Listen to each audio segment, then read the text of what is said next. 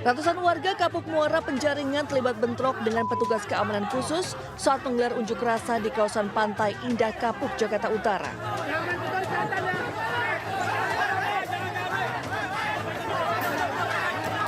Bahkan kericuan memanas, di mana kedua kubu saling serang dengan menggunakan batu dan kayu.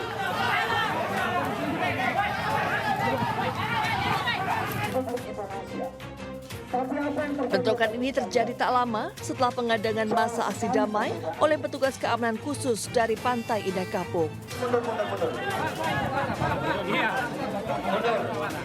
Masa semakin terprovokasi saat petugas keamanan menangkap paksa salah satu warga peserta unjuk rasa.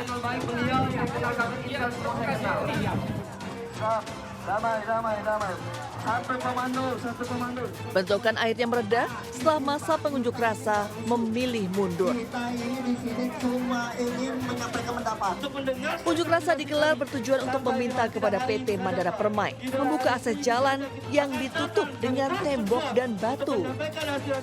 Padahal sesuai surat keputusan Gubernur tahun 2015, akses jalan tersebut boleh digunakan oleh warga. Sementara itu, koordinator aksi menyatakan bentrokan terjadi karena diduga dipicu adanya provokator. Menghindari bentrokan terulang, petugas gabungan dari polisi dan TNI sempat disiagakan dan berjaga di sekitar kawasan Pantai Indah Kapuk. Dari Jakarta, Sofian Firdaus, iNews melaporkan.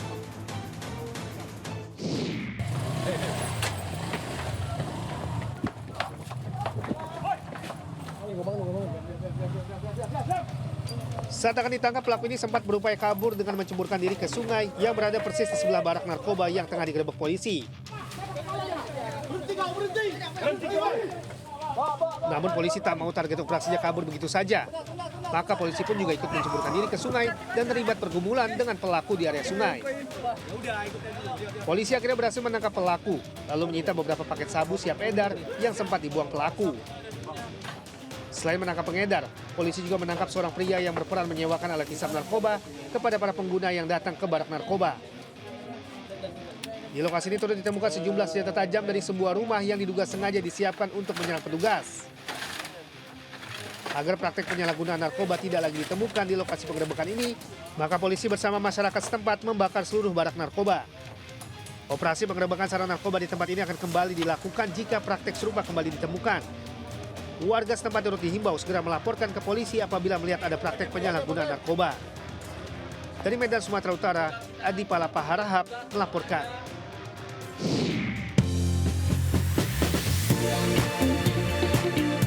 Selamat malam pemirsa, menemani istirahat Anda, tim redaksi kami telah menyiapkan beragam informasi menarik.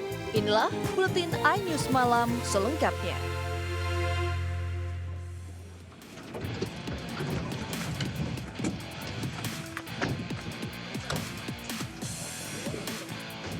Satu persatu komplotan spesialis pencurian kendaraan roda 4 digerebek petugas Puser Polres Majalengka di tempat persembunyiannya di wilayah Indramayu, Jawa Barat.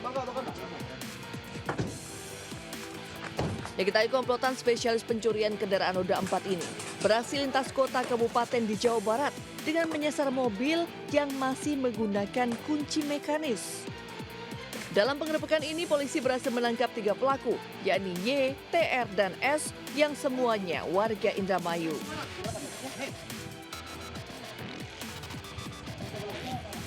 Memang kita sudah amati, kita sudah intai, di mana pada saat yang tersangka ada di rumah, nah itulah kita lakukan penangkapan.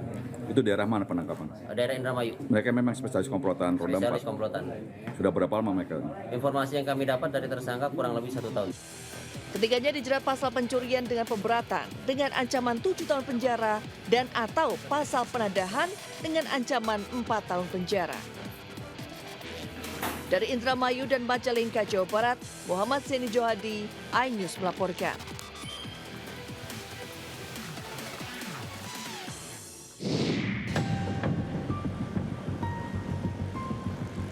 Razia penjualan obat keras di pinggir jalan KS Tubun Kota Bambu Selatan, Palmerah, Jakarta Barat yang digelar petugas gabungan dari BPOM, Satpol PP, dan TNI Polri diwarnai perlawanan. Dua orang wanita yang sempat diamankan berhasil kabur setelah meronta dan memberikan perlawanan.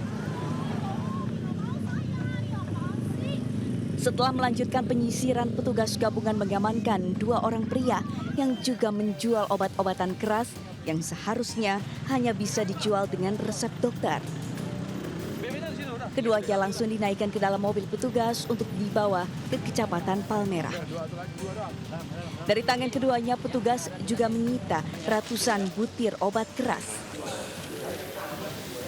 Tentunya barang-barang obat-obatan ini sangat penggunanya sangat-sangat dilarang dan kita harapkan ke depan bisa tidak dilakukan tindakan ini lagi oleh masyarakat. Balai Besar Pengawas Obat dan Makanan Jakarta mengaitkan pengedaran obat keras dengan fenomena tawuran yang marak terjadi di wilayah setempat. Hal ini karena obat keras yang diminum dapat mengurangi rasa sakit, ketergantungan, halusinasi, dan percaya tinggi. Jadi dia kalau misalnya dipakai nanti orang tawuran atau geng motor yang dia nanti jatuh, yang berdarah, tawuran berdarah, itu nggak akan sakit. Jadi, tapi itu sesaat. Jadi kalau obatnya nanti sudah efeknya habis, itu akan hilang efeknya. Selanjutnya, kedua penjual obat-obatan terlarang ini dibawa ke Panti Sosial Kedoya untuk dibina. Dari Jakarta, Rizky Falufi, iNews melaporkan.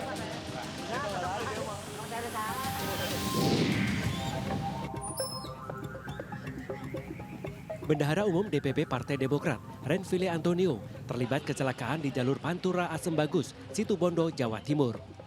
Korban meninggal di lokasi kejadian dengan luka parah di bagian kepala serta patah tulang di tangan dan kaki. Jasad korban kemudian dievakuasi petugas medis ke Rumah Sakit Asem Bagus, Situbondo. Sementara sepeda motor jenis moge yang dikendarainya rusak setelah menghantam mobil pickup. Awalnya korban yang melintas di lokasi tiba-tiba dikejutkan dengan mobil pickup yang hendak berbelok ke arah berlawanan. Lantaran jaraknya sudah dekat, korban tak mampu menguasai laju kendaraan dan menghantam mobil pickup hingga tubuhnya terpental. Kini supir mobil pickup diamankan di Mapolsek Asem Bagus untuk pemeriksaan lebih lanjut. Akibatkan korban meninggal dunia, pengendara sepeda motor. Kemudian untuk pengendara roda 4 kita amankan. Untuk sementara kita lakukan pemeriksaan lebih lanjut. Sementara kedatangan jenazah Renville Antonio disambut isak tangis keluarga dan kerabat di perumahan Jemur Sari Regensi, Surabaya. Sejumlah tokoh penting Partai Demokrat mendatangi rumah duka untuk melakukan takziah. Selanjutnya jenazah dimakamkan di TPU Keputih Sukolilo, Surabaya. Tim Liputan iNews melaporkan.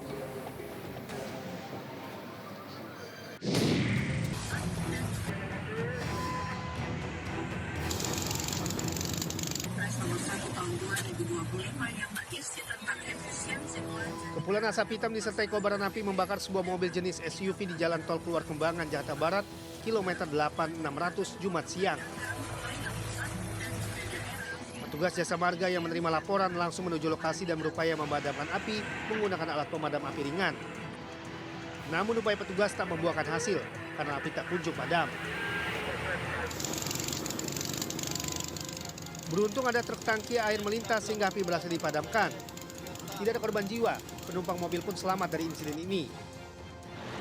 Belum diketahui penyebab dari terbakarnya mobil dan kasus ini ditangani petugas patroli Jalan Raya Polda Metro Jaya.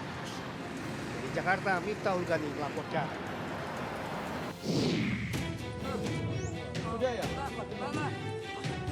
Sebuah mobil listrik tercebur ke dalam Sungai Makmur di dalam perumahan Babatan Pratama, Biyung, Surabaya, Jawa Timur.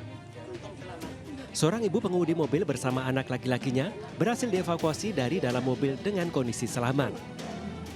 Pengemudi yang diketahui bernama Sofia Halim basah kuyup bersama sang anak dan terlihat syok. Menurut saksi, diduga pengemudi mobil listrik melamun dan menginjak gas terlalu kencang saat melaju dari arah pintu masuk perumahan. Mobil kemudian hilang kendali dan berjalan lurus menabrak sebuah sepeda motor, kemudian masuk ke bibir sungai hingga akhirnya tercebur. Proses evakuasi mobil dari sungai sedalam 2,5 meter berlangsung 1,5 jam dengan mengerahkan mobil penyelamat dari damkar. Mungkin karena kendaraan listrik itu kan akselerasinya terlalu ini ya, responsif ya. Jadi begitu ada injakan pedal yang terlalu kencang, keras kan, otomatis lompat. Kejadian ini sempat menyita perhatian warga perumahan. Dari Surabaya, Jawa Timur, Hari Tambayong, iNews melaporkan.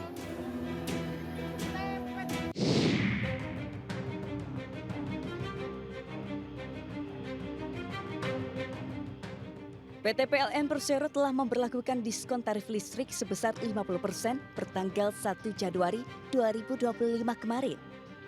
Pemberian diskon 50% ini berlaku hingga 28 Februari 2025 mendatang. Pemotongan ini diberikan untuk pelanggan rumah tangga dengan daya antara 450 volt ampere hingga 2200 volt ampere. Menariknya lagi, masyarakat bisa menikmati diskon tersebut tanpa harus melakukan registrasi apapun. Dan token listrik tarif diskon 50% masih bisa digunakan di bulan berikutnya. Token tersebut tidak akan hangus meski periode diskon telah berakhir. Meski demikian terdapat batasan maksimal pembelian token listrik. Dengan diskon 50% tersebut disesuaikan berdasarkan besaran daya listrik. Dan berikut ini rincian batas maksimal pembelian token listrik diskon 50%.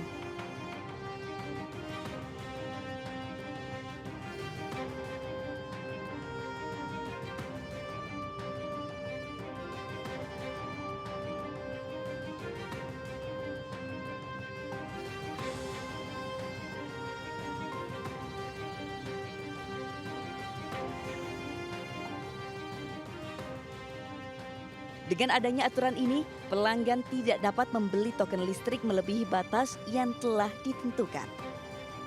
Dari Jakarta, Tim Liputan iNews melaporkan.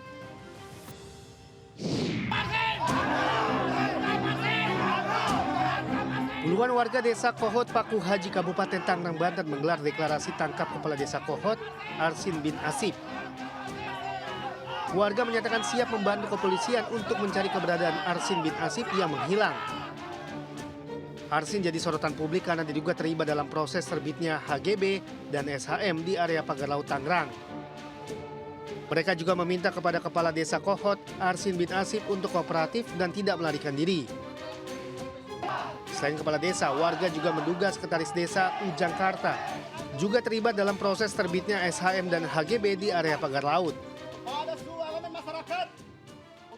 Tuntutannya yang pasti kami menuntut bahwa dari hulu hingga hilir usut tuntas sampai ke akar-akarnya. Karena kalau ini tidak dibersihkan, saya yakin ke depannya akan lebih parah lagi. Sementara itu, Kepala Desa Kohot Arsin bin Asip akhirnya keluar menampakkan diri usai dikabarkan menghilang pasca menjalani pemeriksaan Bareskrim Polri. Didampingi kedua kuasa hukumnya, Arsin menyampaikan permintaan maaf kepada masyarakat Indonesia atas terjadinya kegaduhan akibat kisruh pagar laut. Selain meminta maaf, Arsin pun menyatakan dirinya korban dari tindakan yang dilakukan pihak lain. Pada kesempatan ini, dengan kerendahan hati, saya ingin menyampaikan permohonan maaf saya yang terdalam khusus kepada warga Desa Kohot. Dalam kesempatan ini ingin saya sampaikan bahwa saya juga adalah korban dari perbuatan yang dilakukan oleh pihak lain. Kuasa hukum Arsin mengatakan permintaan maaf dari Kepala Desa ini bukan bentuk pengakuan keterlibatannya dalam dugaan tindak pidana pagar laut di perairan Tanjung Pasir. Namun dilakukan sebagai bentuk tanggung jawab dari seorang pelayanan publik, yaitu kepada desa atas kegaduhan di lingkungan masyarakat Kohot. Dari Kabupaten Tangerang, Stephen Patinama, Tri Julianti melaporkan.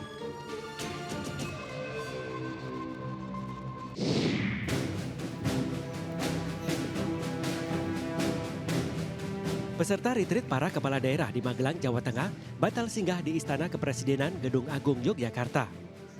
Sebelumnya, Istana Kepresidenan Gedung Agung dijadikan titik kumpul sebelum diberangkatkan ke Magelang, Jawa Tengah. Usai dilantik di Jakarta, kepala daerah akan langsung diberangkatkan ke Magelang sebagai lokasi retreat. kemarin dapat arahan akan langsung dari Jakarta ke Magelang ya, Magelang. Makanya di situ bunyi suratnya tanggal 20 sudah bisa dimulai ajudan hujan merapat ke sana, sehingga itu pergeseran dari Jakarta langsung ke Magelang. Sebelumnya, Wamendagri Bima Arya telah melakukan pengecekan di Gedung Agung sebagai opsi titik kumpul para kepala daerah sebelum diberangkatkan mengikuti retreat di Magelang. Beni juga menyatakan pihaknya telah mendapat radiogram dari Kemendagri terkait biaya retreat tiap kepala daerah sebesar 2,7 juta rupiah setiap harinya. Dari Yogyakarta, Gunanto Farhan, iNews melaporkan.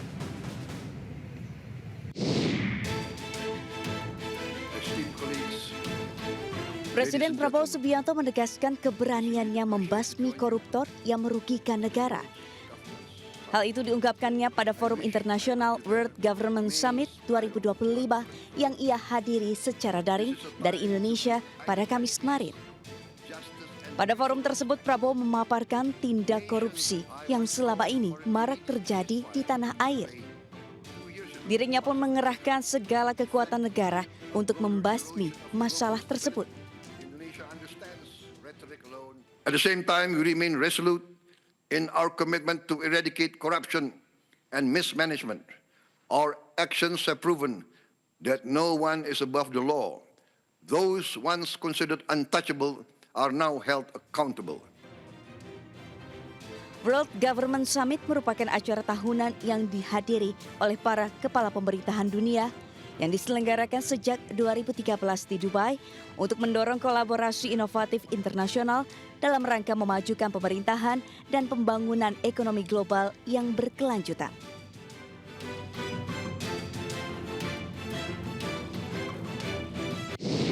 Rakyat perlu irigasi, bikin irigasi. Rakyat perlu pupuk, adakan pupuk. Pemirsa, Presiden Prabowo Subianto menegaskan efisiensi anggaran negara yang tengah dilakukan oleh pemerintahannya tidak mengganggu pekerjaan dan operasional sehari-hari. Prabowo juga mengatakan isu pemotongan gaji ASN akibat penghematan itu tidak benar. Anggaran yang dihemat akan dialihkan ke program yang lebih bermanfaat seperti penyediaan pupuk hingga perbaikan sekolah. Pernyataan ini disampaikan Prabowo pada acara silaturahmi Koalisi Indonesia Maju KIM di kediamannya di Hambalang, Bogor, Jawa Barat. Prabowo mengajak parpol di koalisinya untuk mendukung langkah efisiensi. Jadi habis itu kunjungan kerja, seminar, FGD, forum, grup diskusi. Apa yang mau didiskusikan?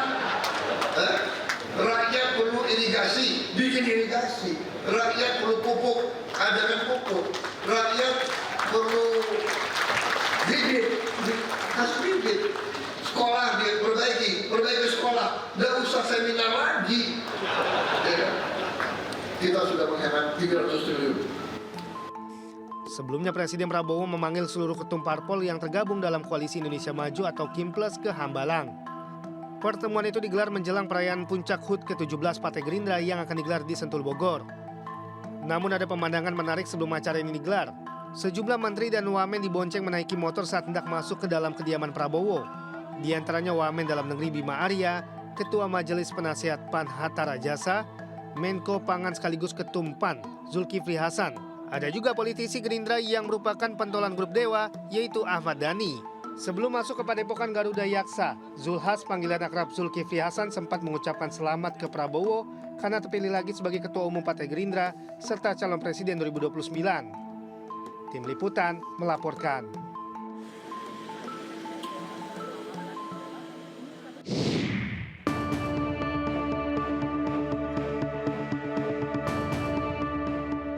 Menjawab ramainya polemik efisiensi anggaran yang berimbas pada PHK massal para pegawai honorer, Menteri Keuangan Sri Mulyani Indrawati memastikan efisiensi anggaran tidak akan menyebabkan pemutusan hubungan kerja atau PHK tenaga honorer di kementerian dan lembaga. Hal ini sesuai amanat instruksi Presiden nomor 1 tahun 2025 agar efisiensi anggaran 2025 sebesar 306,69 triliun rupiah dikecualikan untuk anggaran belanja pegawai dan bantuan sosial. Tidak ada PHK tenaga honorer di lingkungan kementerian dan lembaga. Kami memastikan bahwa langkah efisiensi atau dalam hal ini rekonstruksi dari anggaran kementerian lembaga tidak terdampak terhadap tenaga honorer. Dalam jumpa persnya di gedung DPR RI, Sri Mulyani menjawab 4 pertanyaan terkait efisiensi anggaran. Pertama, ia menegaskan tidak ada pemutusan hubungan kerja atau PHK di lingkungan kementerian dan lembaga. Kedua, efisiensi anggaran yang memiliki dampak tidak boleh mempengaruhi keputusan perguruan tinggi untuk menaikkan UKT untuk tahun ajaran 2025-2026. Ketiga, beasiswa dari Kemendikti-Saintek seperti Kartu Indonesia Pintar atau KIP tidak ada pemangkasan anggaran. Keempat, tunjangan kinerja atau tukin dosen di perguruan tinggi negeri tetap cair meski ada efisiensi anggaran dan perpres dalam tahap finalisasi yang akan rampung dalam waktu dekat. Dari Jakarta, Hadisti Arifa, Ade Supriyatna, iNews melaporkan.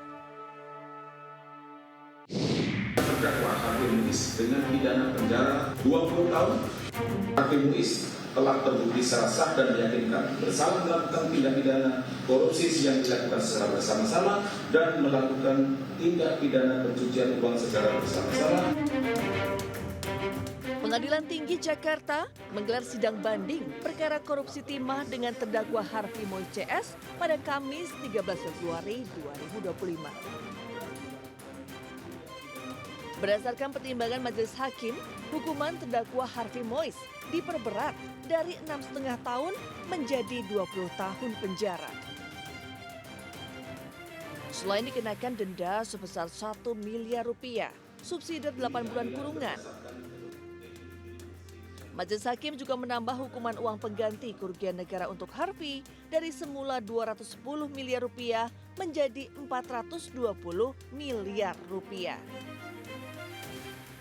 Jika Harvey tidak mampu membayar uang pengganti kerugian negara dalam kurun 1 bulan, maka harta bendanya bisa disita negara. Dan jika Harvey tidak memiliki harta untuk menutup uang pengganti, hukumannya akan ditambah 10 tahun. Dengan ketentuan jika terpidana tidak membayar uang pengganti selama 1 bulan setelah putusan pengadilan memperoleh kekuatan hukum tetap, maka harta bendanya dapat disita dan oleh jaksa dan dilelang untuk menutupi uang pengganti tersebut.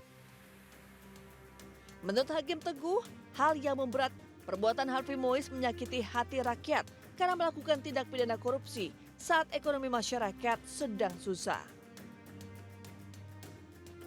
Diketahui, kasus korupsi pengelolaan tata niaga komunitas timah terbukti menyebabkan kerugian negara sebesar 300 triliun rupiah. Dari Jakarta, Yasmin Atania, M. Zulkarnain, iNews melaporkan.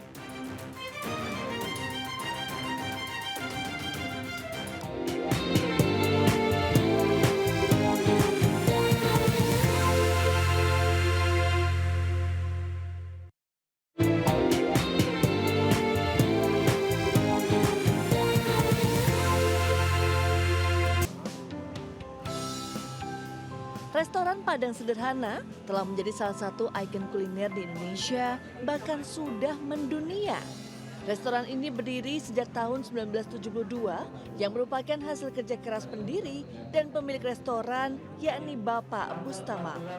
Padang Sederhana terus melakukan ekspansi dengan dibukanya outlet baru di Mall Nusantara, Jakarta Pusat.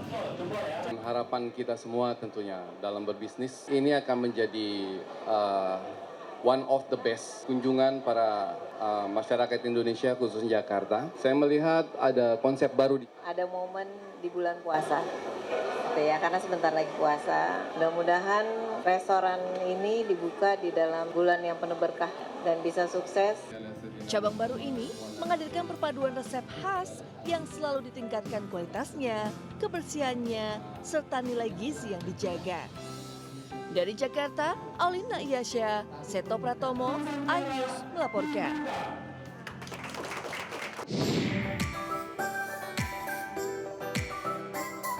Cap Gomeh dirayakan dengan meriah di Kota Bogor, Jawa Barat. Masyarakat Tumpah Ruah memadati Jalan Surya Kencana hingga Jalan Siliwangi untuk menyaksikan Parade Bogor Street Festival Cap Gomeh 2025. Selain budaya Tionghoa, Festival Cap Gomeh tahun ini juga menampilkan beragam atraksi budaya daerah yang melambangkan keberagaman di Indonesia.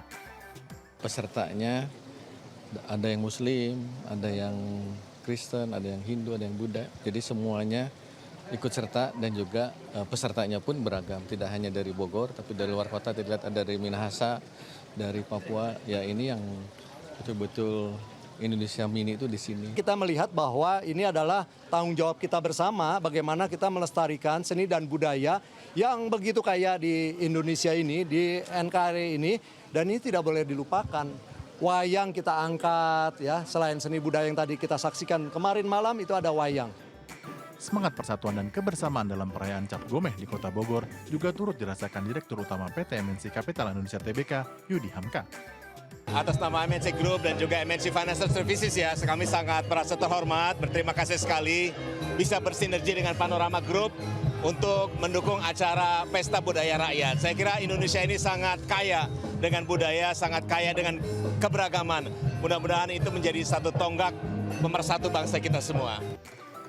Cap Gomeh di Kota Bogor menjadi salah satu festival yang menyatukan elemen budaya, seni, dan etnis keagamaan yang ada di Indonesia. Ajang ini juga diharapkan dapat menjadi daya tarik wisata di Kota Bogor. Dari Bogor, Jawa Barat, Wenda Nura, Indra Purnama, iNews melaporkan.